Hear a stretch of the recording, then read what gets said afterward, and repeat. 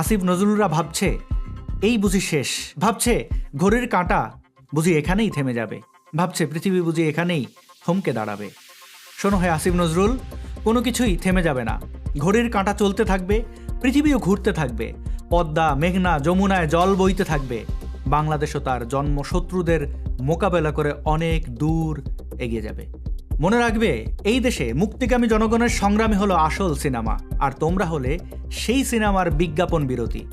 বিজ্ঞাপন খুব আকর্ষণীয় হয়, এটা ঠিক, কিন্তু সিনেমায় বিজ্ঞাপন বিরতি দিলে আমরা সাধারণত হিসু করতে যাই, শরীরে আড়মোড়া ভাঙি, অথবা বাইরে গিয়ে সিগারেট টানি, তারপর আবার সিনেমায় ফিরে আসি।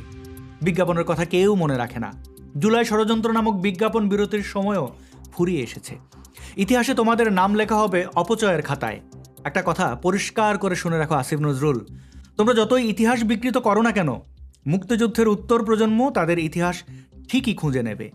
ভেবেছ এই প্রজন্মকে ইতিহাস ও ঐতিহ্য থেকে সরিয়ে রেখে নিজেদের তৈরি করা বাংলাদেশ বিরোধী ন্যারেটিভ চাপিয়ে দেবে? কিন্তু বাংলাদেশ নিজেই একটা ইতিহাস, আর ইতিহাস কখনো মুছে ফেলা যায় না।